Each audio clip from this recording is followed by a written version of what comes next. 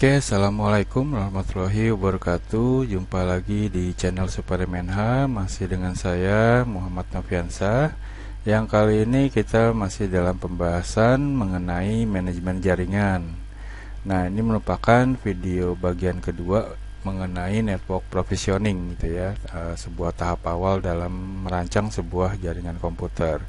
Kalau di video sebelumnya teknik provisioning, kita lebih berfokus membahas mengenai dari segi planning, bagaimana kita merancang atau perencanaan sebuah jaringan komputer yang berkesinambungan gitu dengan mengikuti dari aspek-aspek yang didapat dalam analisa kebutuhan.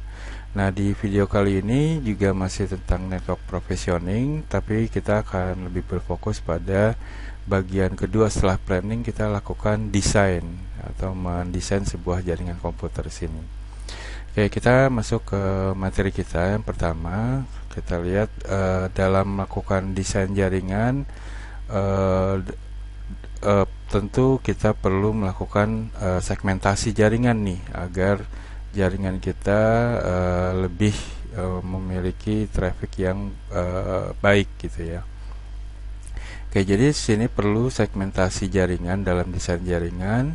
Jika jaringan itu tumbuh semakin besar, jadi jaringan kita tentu yang kita akan desain itu bagaimana jaringan tersebut ya berkesinambungan dan akan semakin besar. Nah, itu kita lakukan desain jaringan yang kita lakukan. Nah, tentu hal ini dalam melakukan segmentasi ini adalah untuk mengurangi kemacetan dan juga mengembangkan ukuran jaringan yang tadinya skala kecil menjadi menengah, atau yang menengah atau medium ya, menengah atau medium menjadi skala besar dan seterusnya. Nah, itu kita lakukan segmentasi di sini. Nah, kemudian akan muncul masalah-masalah yang muncul jika jaringan itu berkembang.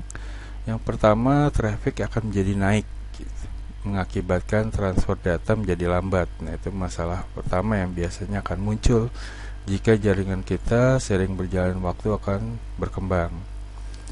Kemudian juga akan tercapainya batas desain arsitektur sehingga akan membatasi pertumbuhan jaringan. Nah, itu akan menjadi suatu masalah juga tuh dalam melakukan desain jaringan, yang tentunya kita minimalisir gitu ya dengan lakukan segmentasi. Oke, berikutnya masih di desain segmentasi desain jaringan sini. Dengan melakukan segmentasi desain segmentasi jaringan, kita akan dapatkan manfaatnya apa aja.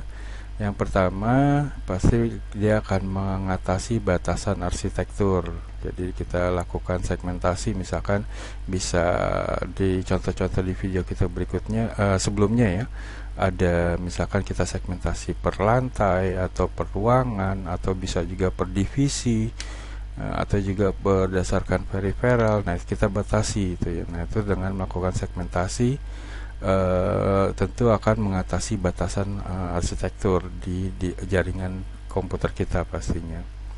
Kedua, berikutnya yaitu akan mengurangi kemacetan jaringan. Dengan kita lakukan segmentasi jaringan, itu manfaatnya akan kita dapat mengurangi kemacetan jaringan. Yang ketiga, akan menghubungkan banyak jaringan dari berbagai segmentasi jaringan tadi.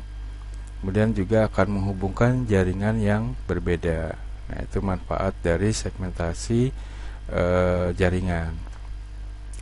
Nah, kemudian segmentasi dalam jaringan sangat berguna dalam mengisolasi suatu traffic ke suatu segmen. Jadi dengan kita lakukan segmentasi, berarti kita akan kalau terjadi suatu traffic gitu ya, itu akan terjadi atau kita akan mengisolasi di dalam hanya di segmen tersebut, tidak mengganggu di segmen jaringan lainnya dan juga terhadap keseluruhan dari jaringan komputer kita. Itu gunanya juga. Kemudian juga menjaga traffic yang tidak diinginkan menyeberangi ke segmen lainnya. Itu merupakan kegunaan dari kita lakukan segmentasi desain jaringan sini. Nah, kemudian yang kita lakukan dalam segmentasi jaringan, kita gunakan piranti router. Piranti router yang menghubungkan beberapa jaringan LAN dengan address jaringan yang berbeda dari berbagai segmentasi jaringan. Nah, router ini merupakan gabungan hardware maupun software yang beroperasi pada layer network di lapisan yang ada di dalam model referensi OSI gitu ya. Nah, berikutnya router dapat menghubungkan jaringan-jaringan dengan arsitektur yang berbeda antar segmen misalkan tadi. Nah, itu bisa dihubungkan dengan kita gunakan router dalam hal ini. Oke, berikutnya masih dalam segmentasi jaringan dengan router. Nah, router nanti akan memfilter traffic broadcast dan mengisolasi broadcast storm. Nah, broadcast storm dapat terjadi saat desain redundant switch jika terjadi looping terus-menerus sehingga membuat jaringan kebanjiran dan lambat. Nah, untuk menghindari looping ini tentu kita salah satu metode yang bisa kita gunakan yaitu adalah STP, Spanning Tree Protocol. Nah, itu mengenai pembahasannya ada di video saya, silahkan dicari mengenai STP ini atau Spanning Tree Protocol. Nah, itu untuk menghindari terjadinya looping terus-menerus yang nanti akan mengakibatkan jaringan menjadi lambat pastinya. Nah, router ini juga bisa menghubungkan jaringan dengan WAN ataupun dengan internet. Nah, kita gunakan router.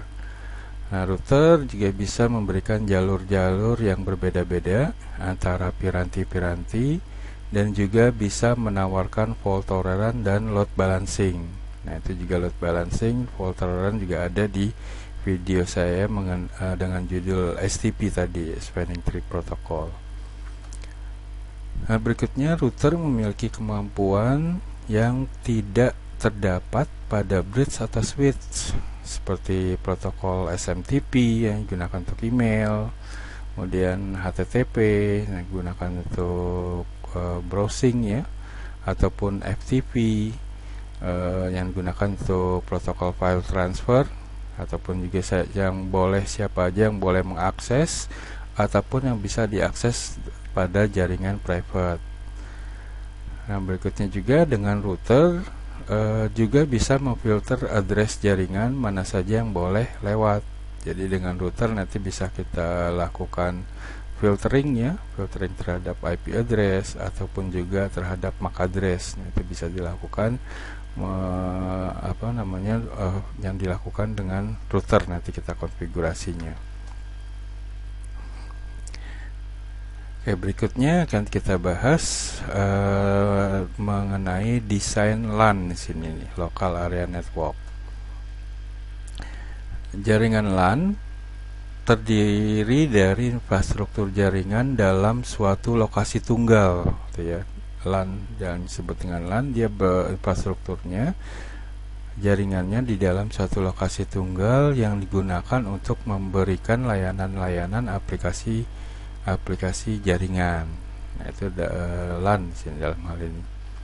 Nah, topologi jaringan LAN harus dikembangkan agar bisa memberikan layanan akses kecepatan tinggi kepada desktop user atau host gitu, dan mengizinkan evolusi kenaikan bandwidth pada jaringan.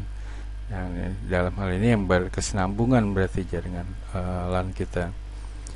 Nah, kebutuhan akan bandwidth yang lebih lebar pada desktop akan memerlukan bandwidth suatu migrasi, perpindahan pada saatnya gitu, dengan kecepatan yang lebih tinggi.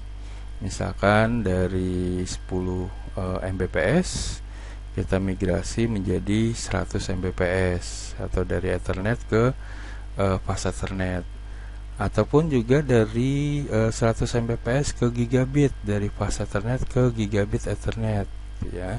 Nah, itu proses migrasi di sini dengan menggunakan full koneksi kepada switch. Nah, kita gunakan tentunya switchnya yang terdapat port-port tersebut gitu ya. Apakah port yang terdapat pada switch tersebut ada port gigabit atau fast Ethernet atau Ethernet. Nah, itu proses migrasinya kita tergantung dari switch tersebut, ketersediaan dari port-port yang ada di switch tersebut.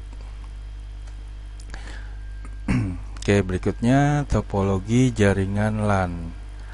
Nah, dalam hal ini misalkan suatu kebutuhan nih yang kita lakukan dari segi analisa kebutuhan gitu ya, di video kita sebelumnya mengenai planning, kita tentu sudah menganalisa kebutuhan apa yang akan kita terapkan di dalam jaringan yang akan kita bangun tentunya. Nah, di sini merupakan terdapat kebutuhan minimum dari topologi LAN. Misalkan ini contoh misalkan di kebutuhan minimum topologi jaringan LAN yang akan kita desain sebagai berikut ya. Semua desktop terhubung kepada switch dengan kecepatan 100 Mbps. Berarti di switch yang tersedia berarti harus memiliki port fast Ethernet di sini. Nah, koneksi pada server harus fast Ethernet 100 Mbps menggunakan fast Ethernet ataupun juga gigabit. Ini sesuai kebutuhannya, nanti ada menggunakan fast Ethernet ataupun gigabit Ethernet pada switch. Tentunya kembali lagi tadi kita lakukan tergantung dari ketersediaan dari port switch yang kita miliki atau yang akan kita gunakan. Nah, semua server tidak boleh berada pada segmen jaringan dengan bottleneck tinggi. Tentu kalau dengan jaringan dengan bottleneck tinggi akan mengakibatkan kecepatan menjadi lambat gitu ya pada server saat diakses. Nah, kemudian semua uplink switch harus full duplex dengan kecepatan 100 Mbps ataupun gigabit, fast Ethernet ataupun gigabit. Dan jaringan harus stabil dan semua klien PC didukung oleh DHCP server. Nah, dengan DHCP server semua host yang terhubung nanti akan diberikan secara otomatis IP address-nya berarti. Kemudian topologi LAN yang bersifat skalabilitas harus diadopsi sehingga cocok dengan kebutuhan fungsional dan bandwidth side. Jadi saat kita mendesain topologi jaringan yang harus bersifat skalabilitas yang bisa berkembang gitu ya, yang berkesinambungan tadi ya, yang bisa saat jaringan tersebut menjadi berkembang, nah itu jaringan kita tentu bisa diadopsi gitu ya, atau bisa disesuaikan, bisa di-upgradable nanti. Nah, masih di kebutuhan analisa kebutuhan tadi, yang daftar-daftar tadi itu merupakan kebutuhan minimum gitu ya. Nah, kebutuhan minimum yang harus diterapkan sebagai standar kebutuhan minimum untuk jaringan yang kita akan desain dalam hal ini. Kemudian sebagai tambahan untuk meningkatkan kebutuhan yang pada jaringan komputer kita tadi yang memiliki sifat skalabilitas tadi ya, bisa berkembang tadi, itu bisa kita tambahkan dengan rekomendasi sebagai berikut. Dan pertama, semua klien komputer terhubung pada switch dengan kecepatan gigabit. Nah, berarti kalau kita mau menerapkan di atas dari kebutuhan minimum, berarti kita menggunakan switch yang memiliki port gigabit. Kemudian kebutuhan yang direkomendasikan juga koneksi semua server adalah gigabit pada switch. Jadi yang terhubung ke server melalui switch itu dihubungkan dengan port gigabit. Kemudian semua server tidak boleh berada pada segmen jaringan yang bersifat bottleneck tadi ya, mungkin sama minimumnya. Semua koneksi switch uplink harus full duplex dengan kecepatan gigabit sama dengan kebutuhan minimum. Kemudian jaringan harus stabil dan didukung oleh layanan DHCP pada semua klien komputer. Ini sama juga dengan kebutuhan minimum. Kemudian topologi LAN yang bersifat skalabilitas harus diadopsi yang cocok dengan kebutuhan fungsional dan bandwidth dari site tersebut. Juga sama. Kemudian berikutnya, jika ketersediaan yang tinggi dan bersifat kritis, maka topologi LAN yang bersifat redundansi harus digunakan.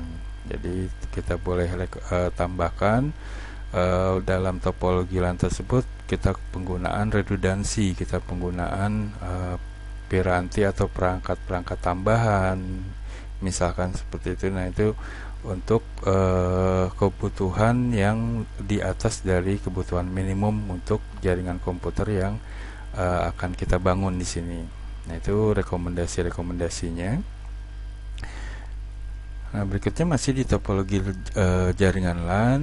Nah, desain dan perencanaan dari topologi LAN harus meliputi analisa dari kebutuhan bandwidth yang sesuai, ya, yang sesuai untuk kebutuhan aplikasi dari jaringan sekarang untuk saat ini dan juga perkembangannya di masa mendatang. Jadi yang kita lakukan dalam desain dan perencanaan ini, kita sesuaikan nih, kita analisa kebutuhan dari bandwidth yang ada sekarang dan kedepannya. Jadi jangan kita misalkan kebutuhan saat ini 10 Mbps nih, contoh misalkan kita jangan cukup puas dengan 10 Mbps, tapi kita pikirkan untuk masa berikutnya gitu ya, setahun atau 2 tahun ke depan misalkan, apakah 10 Mbps itu cukup gitu ya, walaupun saat ini cukup gitu ya, nanti namun untuk desain dan perencanaan yang baik, kita jangan gunakan 10 Mbps, kita terapkan ya udah 100 Mbps gitu atau 50 Mbps misalkan. Nah, itu untuk persiapan perkembangan jaringan kita ke depannya gitu ya. Jadi kita udah siap nih untuk dari segi kebutuhan bandwidth dari sini. Itu termasuk yang perlu kita pikirkan dalam desain dan perencanaan dari jaringan LAN yang akan kita bangun. Nah, sini kapasitas perencanaan efektif akan menjamin ketersediaan skalabilitas koneksi backbone kepada teknologi yang lebih baru, ya, misalkan penggunaan media dengan kecepatan gigabit untuk mengoptimalkan kinerja. Jadi nggak cukup, walaupun saat ini cukup dengan fast Ethernet, misalkan penggunaan media 100 Mbps, tapi kita terapkan dengan dengan ketersediaan skalabilitas koneksi tadi, kita terapkan lebih tinggi, misalkan menggunakan gigabit, langsung menggunakan gigabit untuk mengoptimalkan kinerja dari jaringan kita pastinya. Oke, kita lanjut. Kita lihat dalam kebutuhan jaringan LAN dalam mendesain dan merencanakan jaringan komputer atau topologi LAN kita. Ada 3 skala nih, ada 3 skala dari sebuah dari jaringan. Nanti ada skala kecil, skala menengah atau medium, atau skala besar. Nah, kita lihat satu persatu dari ketiga skala tersebut.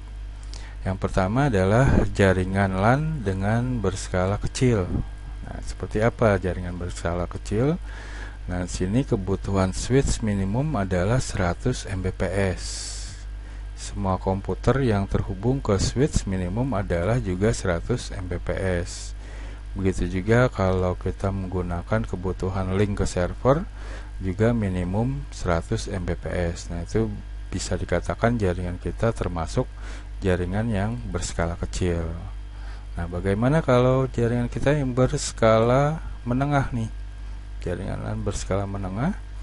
Nah, kebutuhan antar switch minimum juga 100 Mbps. Namun direkomendasikan untuk memakai atau menggunakan link gigabit. Untuk skala medium nih ya, bisa menggunakan 100, atau direkomendasikan atau untuk baiknya tentu mengikuti dari aspek skalabilitas maupun berkesinambungan yang kita pernah bahas itu ya. Nah, tentu direkomendasikan menggunakan linknya portnya gigabit.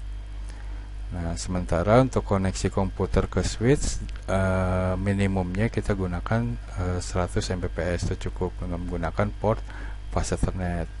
Kemudian koneksi ke server direkomendasikan menggunakan gigabit. Nah, itu kalau jaringan yang kita desain dan kita rencanakan itu adalah jaringan LAN berskala medium.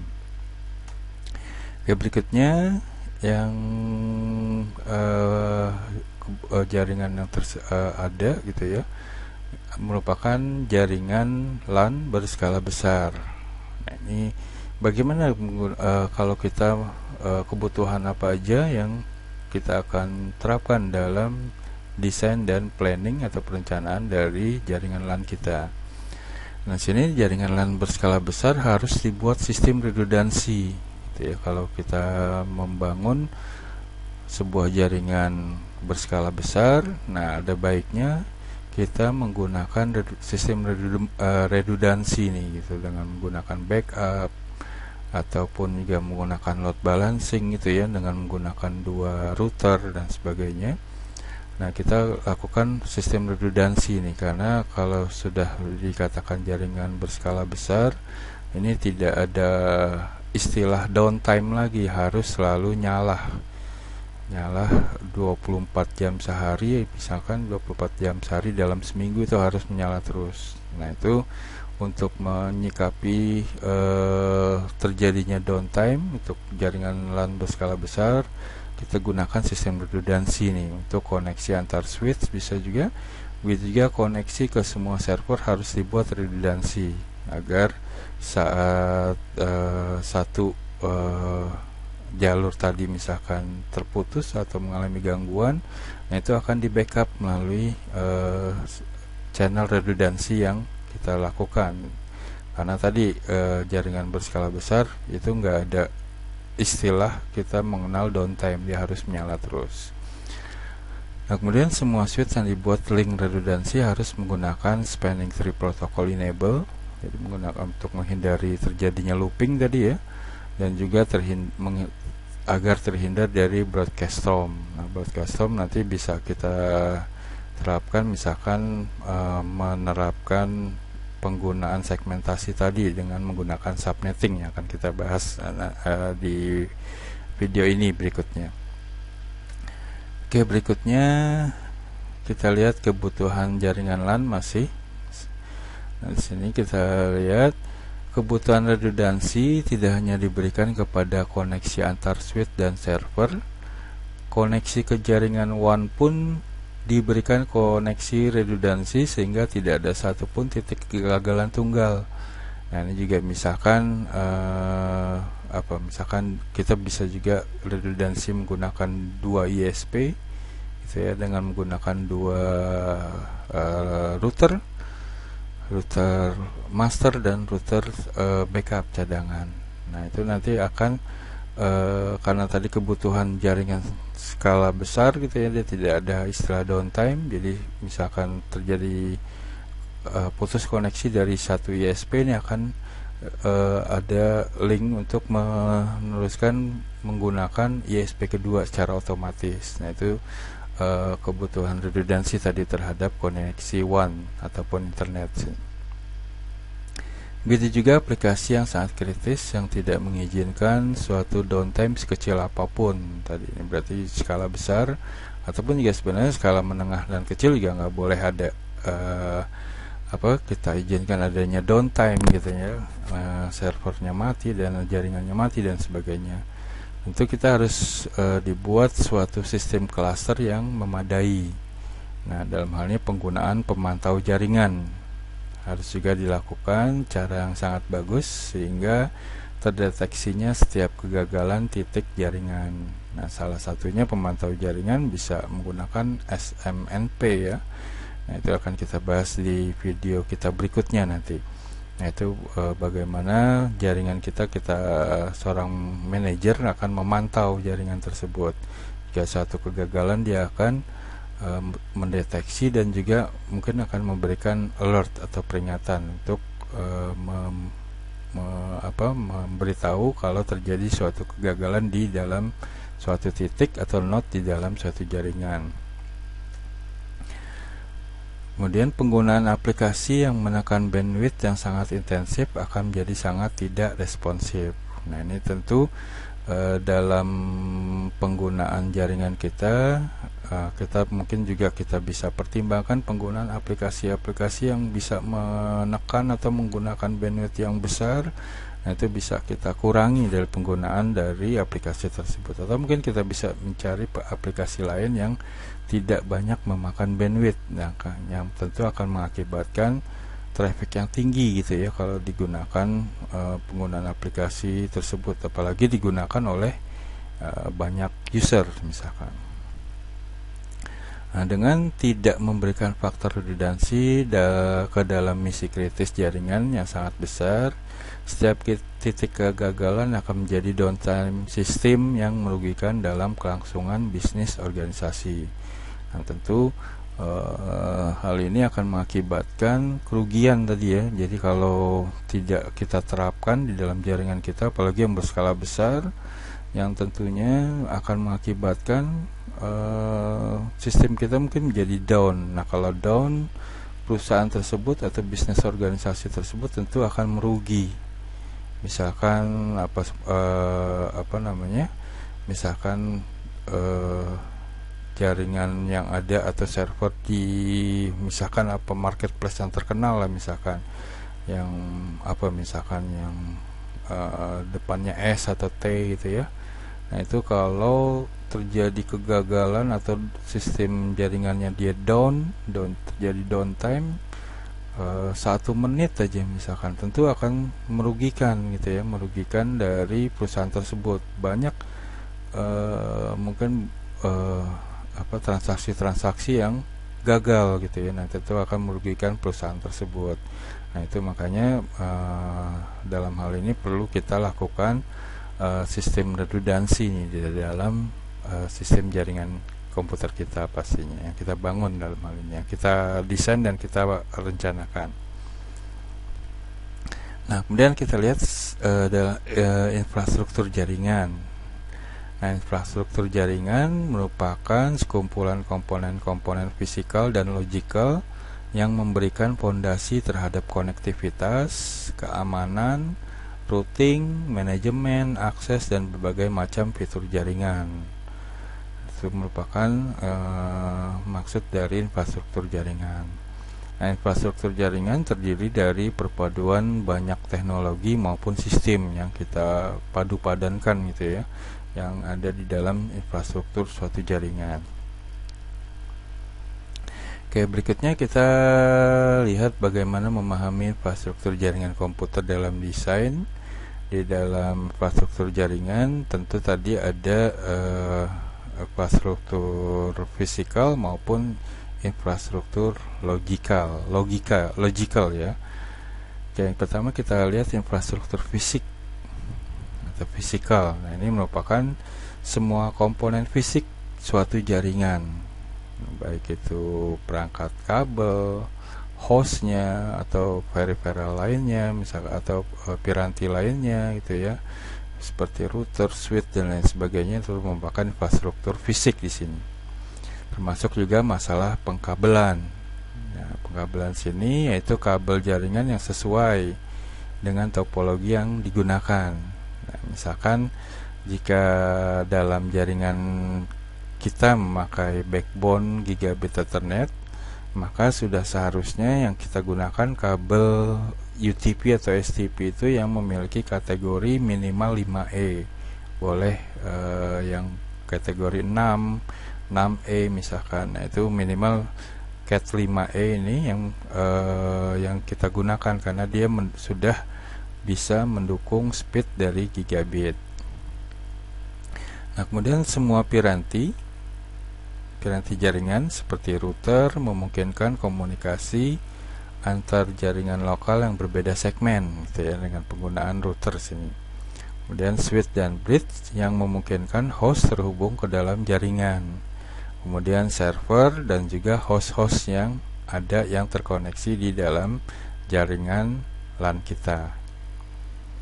Nah, infrastruktur fisik bisa termasuk di dalamnya teknologi Ethernet dan juga standar wireless baik itu 802.11a, B, G, N, atau yang mungkin terbaru AC, AD, dan seterusnya, ataupun juga jaringan telepon gitu ya, jaringan telepon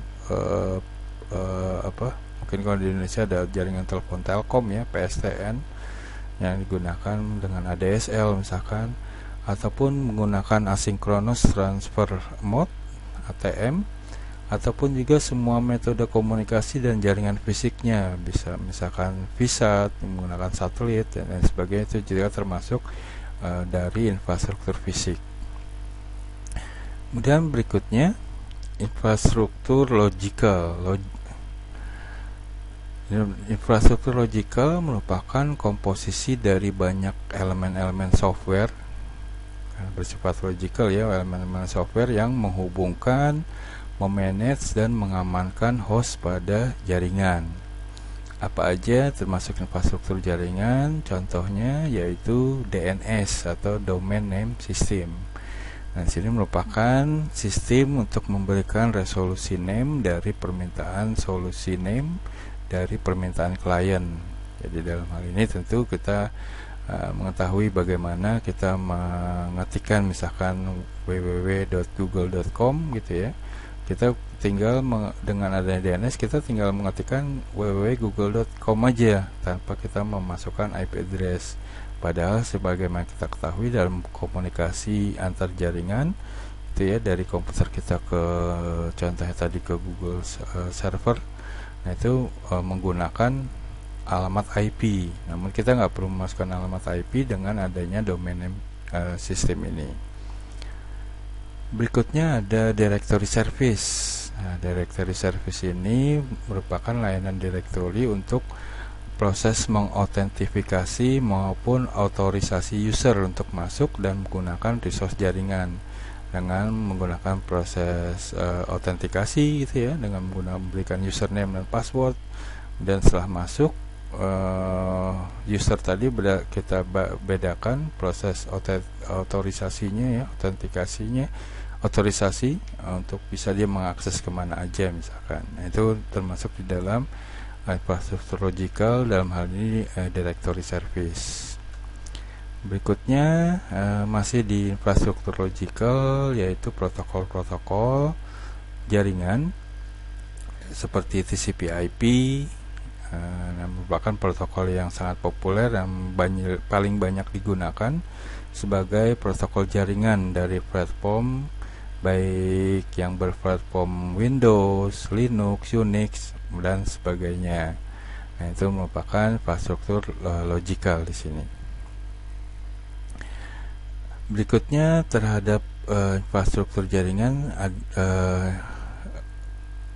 kita tahu ada sistem keamanan jaringan nih. Sistem keamanan jaringannya misalkan jika kita menggunakan pada jaringan kita menggunakan Windows Server. Nah, di Windows Server tersebut direkomendasikan harus sudah dilengkapi sistem update patch yang nanti dideploy secara otomatis kepada semua host dalam jaringan WSUS, Windows System Update Service. Jadi nanti di dalam Windows servernya kita lakukan update patch tadi terhadap sistemnya. Nah, nanti yang dilakukan di Windows server gitu ya, setelah terupdate dia akan dideploy ke semua host yang jadi nggak perlu setiap host itu mengupdate sendiri. Jadi kita lakukan update-nya secara otomatis di dalam server. Nanti secara otomatis juga dia akan dideploy ke host-host yang ada di dalam jaringan tersebut. Nah, itu merupakan Windows System Update Service ini yang disediakan oleh Windows kalau kita menggunakan servernya, kita menggunakan Windows Server. Nah, kemudian juga sistem keamanan software klien penghubung ke server dan lain-lain. Nah, itu juga termasuk sistem keamanannya. Kemudian setelah terbentuknya jaringan infrastruktur logical ini, sebagai administrator dia perlu mempunyai pengetahuan untuk bisa memahami segala aspek teknologi yang terlibat di dalamnya. Misalkan membuat IP address untuk bisa diimplementasikan, ya, bisa diimplementasikan berdasarkan jaringan fisik yang ada, ataupun juga bagaimana kita memberikan IP address sebagai identitas masing-masing host pada jaringan. Ini bisa dilakukan dengan DHCP server, ataupun juga harus bisa kita seorang manajemen jaringan juga dia harus bisa melakukan troubleshoot kalau terjadi permasalahan jaringan yang berhubungan misalkan terhadap konektivitas, addressing gitu ya, kemudian akses, security, ataupun juga masalah name resolution. Nah, itu yang harus dimiliki oleh administrator tadi, pengetahuan yang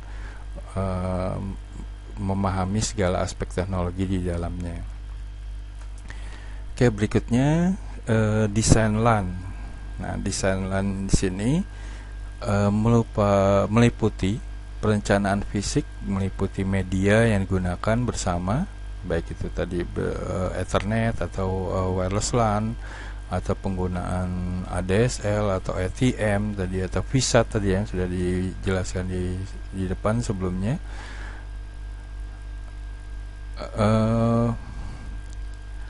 Di sini juga meliputi media yang digunakan bersama maupun infrastruktur LAN seperti pengkabelan sebagai jalur fisik komunikasi setiap device jaringan. Dan infrastruktur yang dirancang dengan baik cukup fleksibel untuk memenuhi kebutuhan sekarang ataupun masa datang. Itu ya tadi yang kita bahas di sebelumnya dalam melakukan desain dan perencanaan. Yang kita lakukan kebutuhan sekarang dan masa depan, tadi berkesinambungan atau memiliki skalabilitas atau upgradabilitas gitu ya, yang bisa di-upgrade.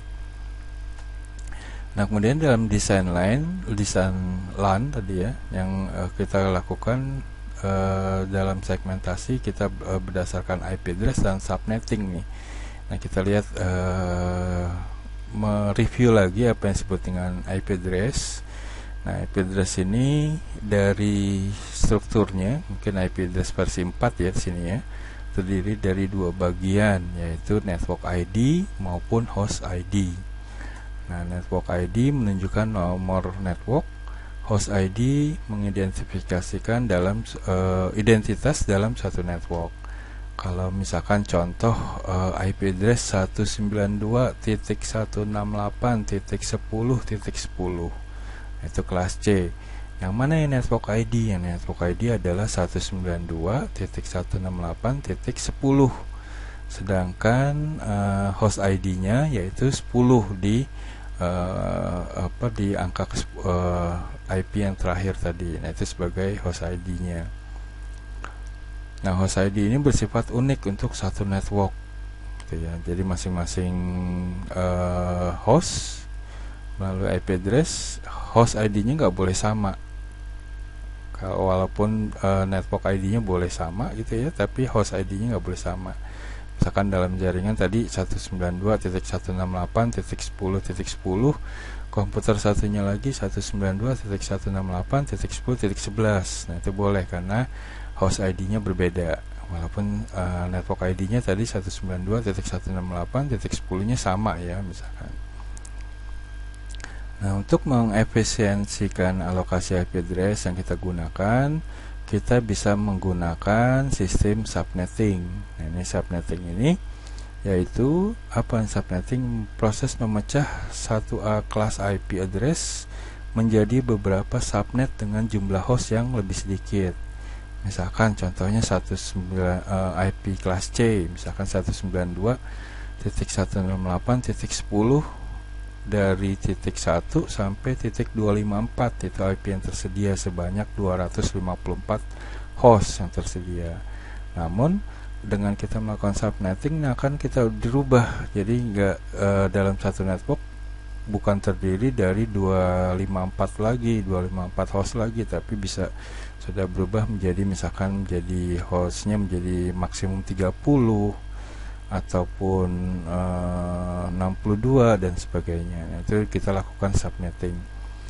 Nah, sini untuk menentukan batas network ID dan host ID dalam suatu subnet digunakan subnet mask. Jadi sebenarnya dengan menggunakan metode subnetting ini kita tentu merubah dari panjang prefixnya, dan itu juga subnet masknya kita rubah bukan defaultnya lagi. Kalau kelas C tentu kita tahu subnet mask defaultnya 255.255.255.0.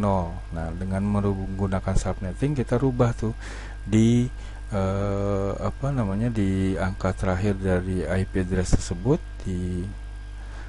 itu menjadi bukan 0 lagi, misalkan 252, 2128 dan sebagainya. Itu akan merubah dari jumlah network yang tersedia, jumlah host yang tersedia dalam satu network. Itu kalau kita menggunakan subnetting. Ini juga tersedia untuk subnetting ini video saya mengenai IP address dan subnetting juga itu bisa dilihat gitu ya videonya mengenai IP address dan subnettingnya ini. Oke, berikutnya dalam metode perencanaan LAN apa aja meliputi yang pertama seorang administrator network yang bertanggung jawab terhadap jaringan, kemudian pengalokasian IP address dengan subnetting, ya, proses segmentasi tadi ya. Kemudian peta letak komputer dari LAN dan topologi yang hendak kita gunakan. Setelah itu persiapan fisik yang meliputi pengkabelan dan peralatan lainnya. Nah, ini kalau gedung yang kita akan lakukan pengkabelan tadi memiliki beberapa ruangan atau beberapa lantai. Nah, perlu kita perhatikan nih dalam perancangan fisik adalah lokasi fisiknya. Tentu bisa kita dapat atau bisa kita tahu dari mana, dari peta atau blueprint dari bangunan-bangunan yang akan dihubungkan gitu ya. Misalkan dari suatu bangunan akan kita bangun jaringannya, pengkabelannya, tentu kita harus bisa atau kita menggunakan blueprint dari bangunan tersebut atau peta atau gambar lah misalkan yang menjelaskan mengenai bangunan secara detail. Nah, itu untuk informasi kita terhadap jalur kabel yang ada dan menghubungkan bangunan-bangunan tersebut juga sangat diperlukan melalui blueprint di sini. Kemudian secara umum dapat diasumsikan bahwa pengkabelan yang menghubungkan bangunan-bangunan tadi nih. Kemudian manajer jaringan harus mengetahui semua konfigurasi jaringan dan pengkabelan pada lokasi yang menjadi tanggung jawabnya. Itu metode dalam perencanaan sebuah LAN. Oke, berikutnya terakhir mungkin ya, dan merupakan pengalokasian IP address. Nah, di sini bagian ini memegang peranan yang sangat penting karena meliputi perencanaan jumlah network yang akan dibuat dan alokasi IP address untuk setiap networknya. Karena nanti kalau defaultnya tadi misalkan kelas C ada 254, nah tentu dengan kita mengalokasikan IP address dengan subnetting tadi itu akan berubah jumlah dari host yang tersedia dalam satu network. Tentu kita dalam hal ini membuat subnetting yang tepat untuk keseluruhan jaringan dengan mempertimbangkan kemungkinan perkembangan jaringan di masa yang akan datang. Nah, tentu kalau kita kembali lagi mengenai subnetting ini, yang kita perlu perhatikan dalam teknik subnetting, kita tentukan berdasarkan yang pertama berapa network yang akan kita buat. Itu bisa kita lakukan, nanti kita bisa menentukan subnetting yang tepat. Atau kita bisa menggunakan asumsi berapa sih jumlah host yang tersedia nih yang memungkinkan dalam satu network. Nah, itu bisa menjadi panduan dalam menentukan subnetting yang tepat. Nah, tentu untuk subnetting dan IP address dan subnetting ini ada di video saya, silahkan dilihat mengenai IP address. Di situ ada bagaimana kita menentukan teknik subnetting kalau kita mau mengetahui mengenai subnetting dari IP address. Oke, mungkin itu aja materi dari saya untuk network provisioning ini, yang terdiri dari dua bagian video ya, mengenai planning maupun yang video kali ini mengenai desain. Oke, mungkin itu aja materi yang bisa saya sampaikan. Saya ucapkan terima kasih. Jangan lupa di like dan subscribe-nya ya untuk video di channel saya ini. Semoga dapat kalian terima dengan baik dan dapat dimengerti, dan juga tetap saya doakan kalian tetap semangat, jaga kesehatan dan jaga keselamatan. Oke, mungkin itu aja bisa saya akhiri. Assalamualaikum warahmatullahi wabarakatuh.